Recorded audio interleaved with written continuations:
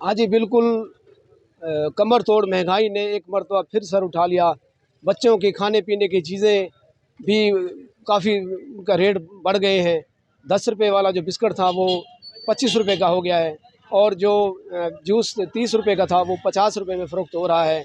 इसके अलावा बच्चों की और भी चीज़ें, गोली, टॉफ़ी, और ये भी बहुत महंगी हो गई हैं।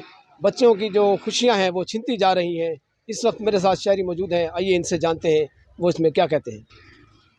जी अस्सलाम वालेकुम। बिल्कुल ऐसे ही है। और देखें आज 2 रुपए की 2 रुपए वाली बिकने वाली टॉफ़ी 5 रुपए की हो गई है। और जो बिस्किट 10 रुपए में और 5 रुपए में फ़रोख्त किया जाता है 20 रुपए 15 रुपए का हो गया है।